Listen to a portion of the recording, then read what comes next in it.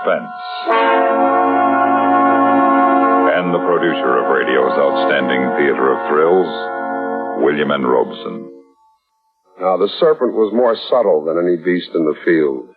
And the Lord God said unto the serpent, Because thou hast done this thing, thou art cursed, and upon thy belly thou shalt go all the days of thy life.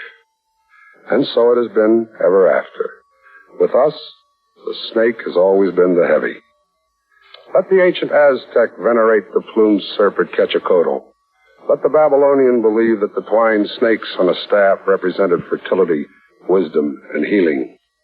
Let the early Roman display the caduceus as a symbol of peace and neutrality. We know better.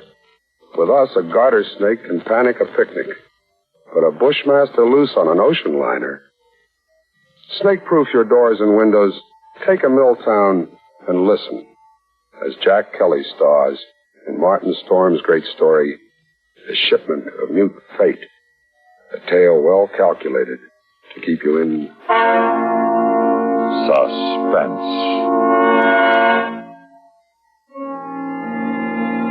I stopped on the wharf at La Guara and looked up the gangplank toward the line of Chanquet, standing there quietly at our moorings. The day was warm under a bright Venezuelan sun, and the harbor beyond the ship lay drowsy and silent. But all at once, in the midst of those peaceful surroundings, a cold chill gripped me, and I shivered with sudden dread. Dread of the thing I was doing, was about to do.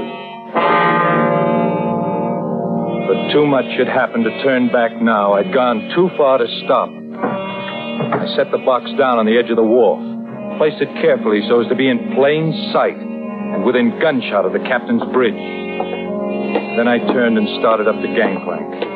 I knew what I was going to do, but I couldn't forget that a pair of beady eyes were watching every move I made. Eyes that never blinked and never closed, just watched and waited, and I... Oh, excuse me, sir. I didn't see you.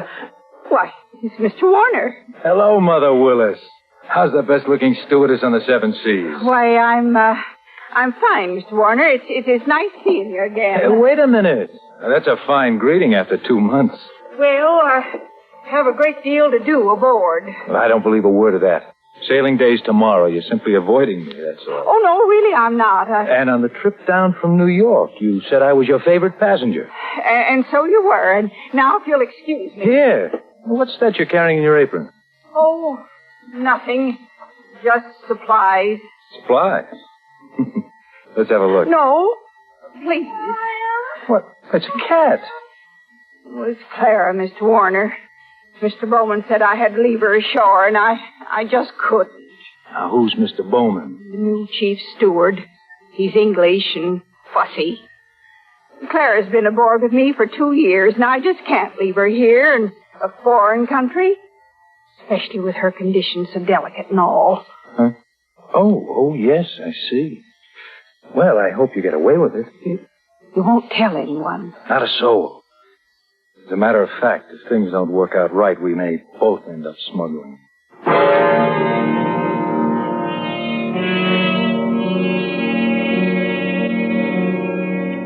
Most happy to have you aboard on the trip down 2 months ago, Christopher. And I'm very glad you're coming along with us on the run back to New York. Well, thanks, Captain Wood. There is one thing, though. I'm having a little trouble with the customs men here, and I wondered if you might... I can do it, Christopher. I just cabled your father this morning. Told him I'd have done it for you if I possibly could. He sent a request from New York, you know. Yes, I thought he would. I wired him from upriver last week. I hated to refuse, but it's absolutely out of the question. Captain Wood, I'm afraid I don't follow you. Responsibility to the passengers, son. We'll have women and children aboard. And on a liner, the safety of the passengers comes ahead of anything else. But with proper precautions... Something might happen. I don't know what, but something might. You've carried worse things. There isn't anything worse. And any skipper afloat will bear me out. No, Christopher, I simply can't take the chance. And that's final. Final. Well, it wasn't final if I could do anything about it. I hadn't come down here to spend 2 months in that stinking back country and then be stopped on the edge of the wall. 2 months of it. Heat, rain, insects, malaria. I'd gone clear in past the headwaters of the Orinoco. Traveled through country where every step along the jungle trail might be the last one.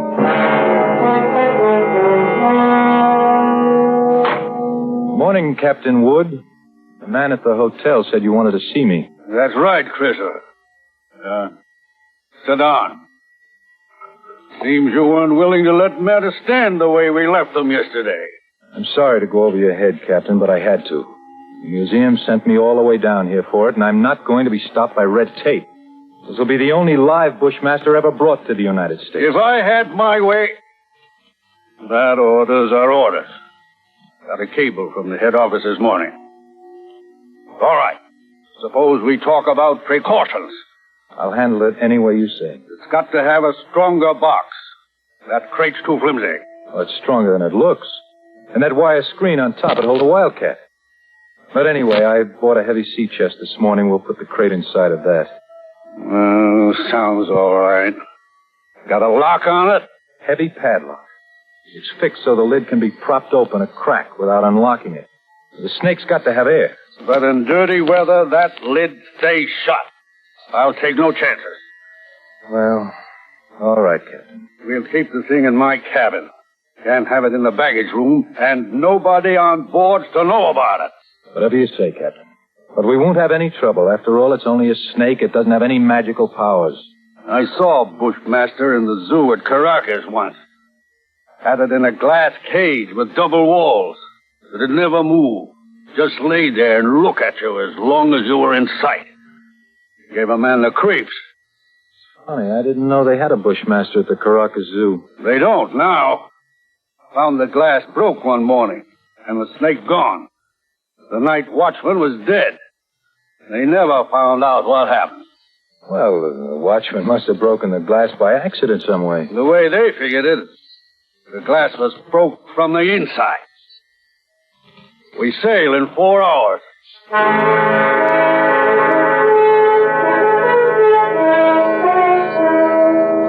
Into the Caribbean with perfect weather and a sea as smooth as an inland lake. The barometer dropped a little on the third day, but cleared up overnight and left nothing worse than a heavy swell.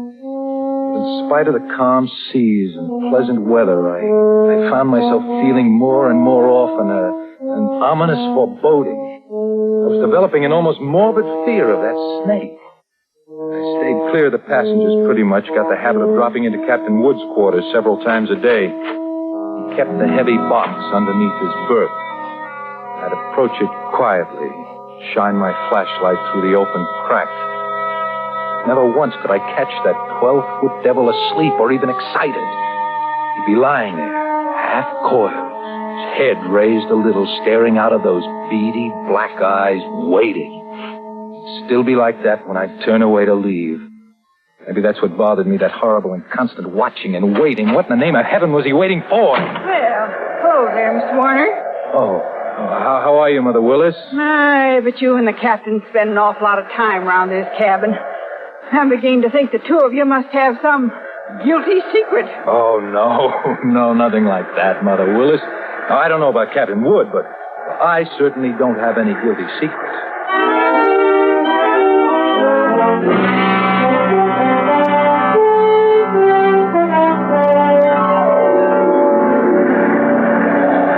Well, she's running quite a swell out there, Mr. Bowman. Yes, it's a bit heavy, all right, Mr. Warner.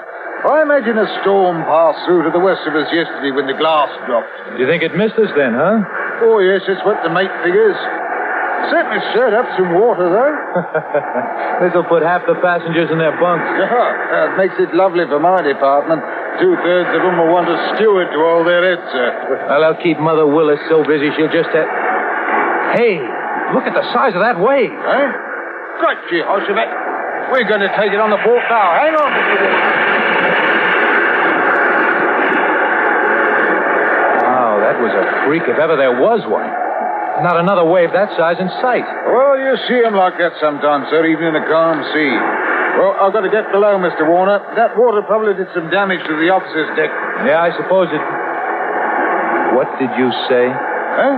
Oh, the wheel companionway was open on the port side. Bridge cabins must have taken a pretty bad smashing. They're right below the... Was something wrong, Mr. Warner? Oh, no, nothing at all, Mr. Bowman. At least I hope not.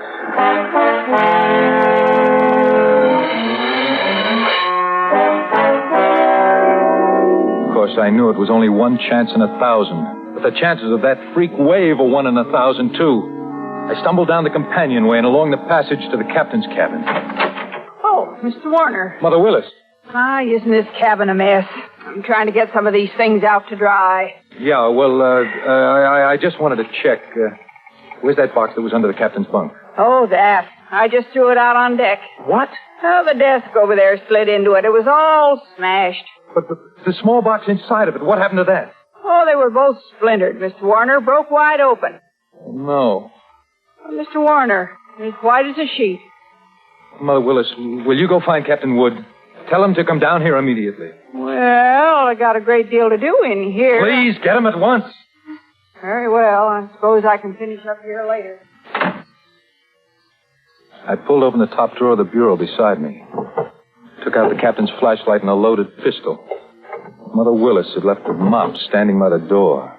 I put my foot on the head of it and snapped off the handle. Every move I made turned into slow motion. I could hear my own heart beating. Slowly, I started to search the cabin.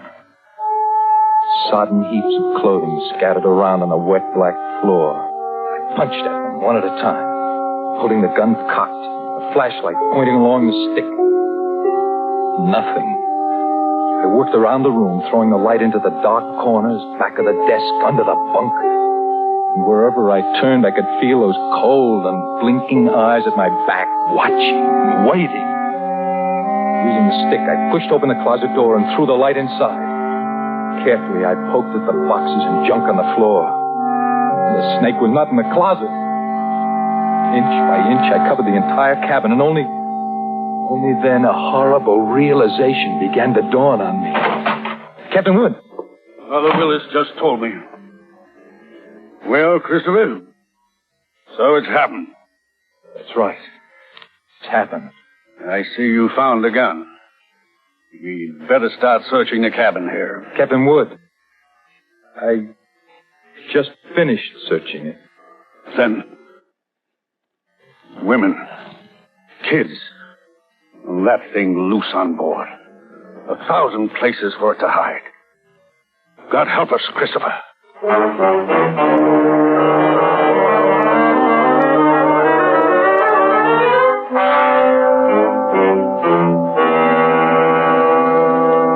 There's no use starting to blame anybody now, gentlemen.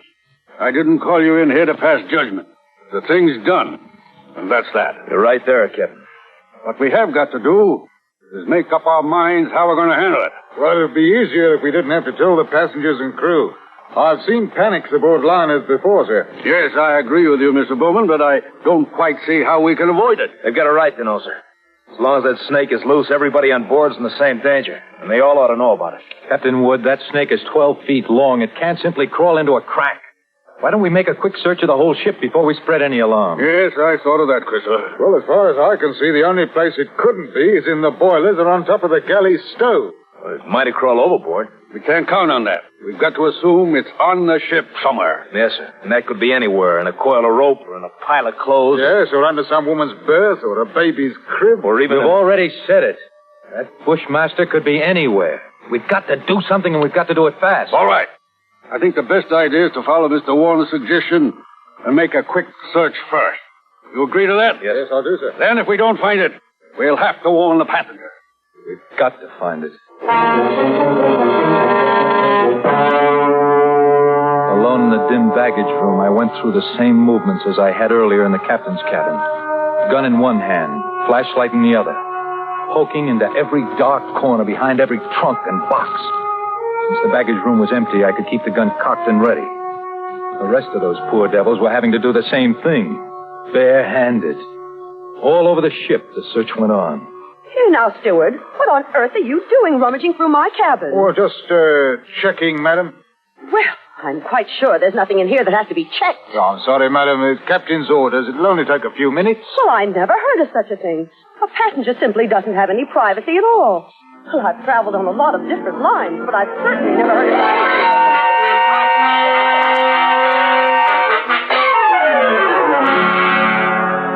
But not one of us could find that deadly shape coiled in some dark corner or outstretched along a window seat. Not one of us caught a glimpse of that horrid head with its beady, black, watchful eyes. That thing lay waiting out there, somewhere along the deck, shaded in the gathering dust. But where? We didn't know. It was nearly dark when we met together again in the chart room. Well, gentlemen, there's no other way around it. We've risked all the time we can. We've got to warn the passengers. Well, how are we going to do it, Captain? Call them all together in the lounge? No. If we did anything like that, we'd be asking for a panic. We'll get one whether we ask for it or not, sir. Take a few men and go through the cabin decks. Tell them individually, inside their cabins. Watch for any that act like they might cause trouble, and we'll keep an eye on them. Handle the crew the same way. Yes, sir. As soon as you're finished, arm all the deck officers and start searching again. Our only chance of preventing a panic is to find that damnable snake. The second night passed and morning came around. A gray and rainy day that dragged by. And then night came down again, third night of the terror. Again, every light burned, the whole ship seethed in the throes of incipient revolt. Faced by a horror they'd never met on the sea before, crew and officers alike were on the verge of panic. Passengers huddled in a trance-like stupor, ready to scream at the slightest unknown sound.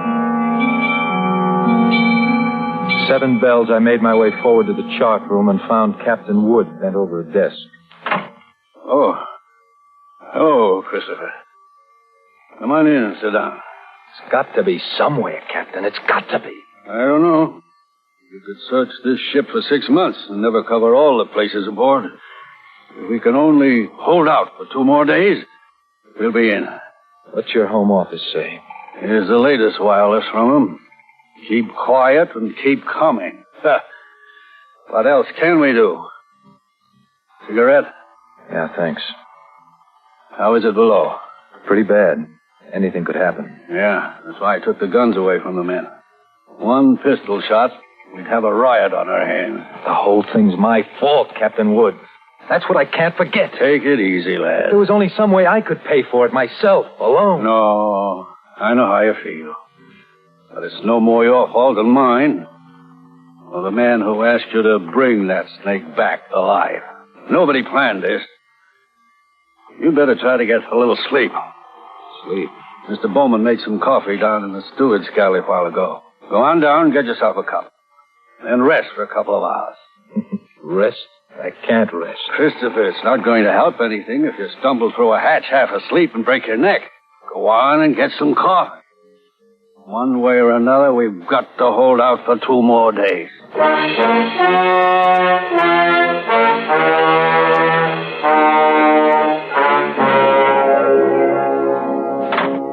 The light was on in the steward's galley and the coffee pot was standing on the stove. It was still warm, so I didn't bother to heat it. I poured out a cup, carried it over and set it on the porcelain tabletop in the center of the room. I started to light a cigarette. The door of the pan cupboard beneath the sink was standing slightly ajar, and I happened to glance toward it. I dropped the cigarette and moved slowly backward. I'd found the Bushmaster. As I moved, the snake slid out of the cupboard in a single sinuous glide and drew back into a loose coil on the galley floor, never taking his eyes off me. I moved slowly back, waiting any moment for that deadly slithering strike. How had he known it was me? He stayed quiet when Bowman was here. How had he picked the first time in 5 days that I was without a gun? My hands touched the wall behind me and I stopped. Only then I realized in terror what I'd done. The call button and the door were on the far side of the room. I backed into a dead end. I stared at the snake in fascination, expecting any moment the ripping slash of those poison fangs. The horrid coils tightened a little and were still again. 10 million years of evolution to produce this moment. Homo sapiens versus Lachesis mutus. A man against mute fate, and all the odds were on fate. I knew then I was going to die.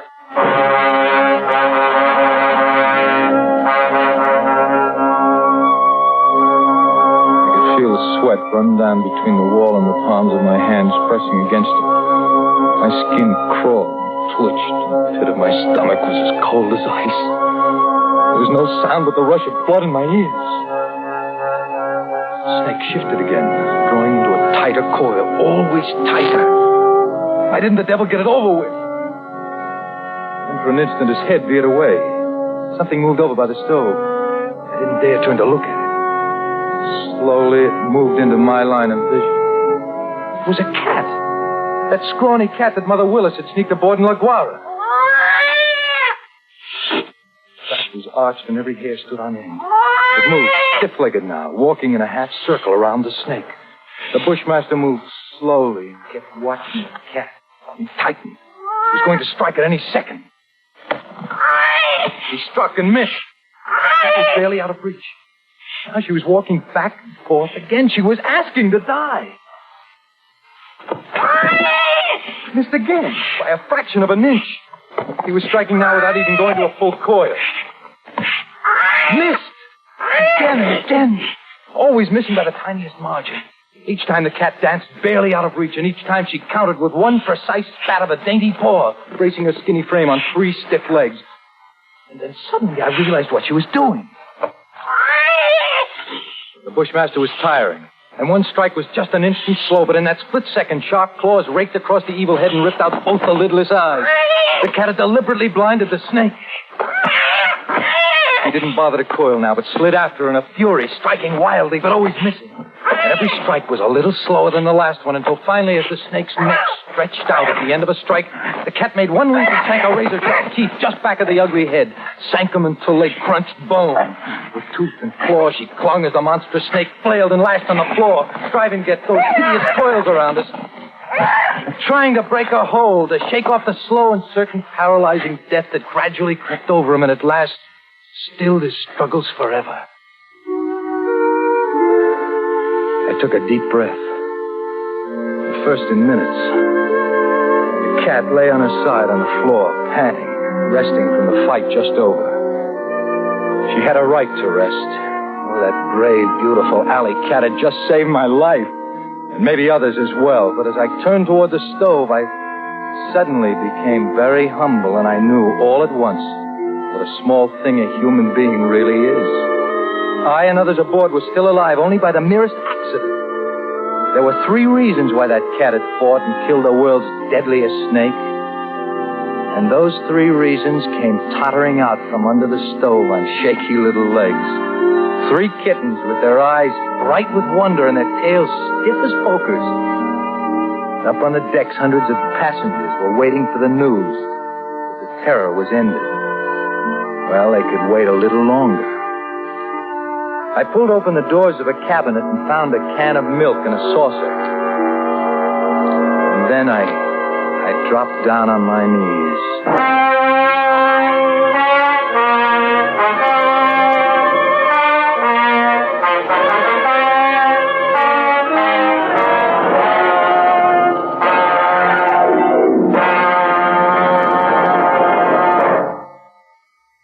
Suspense.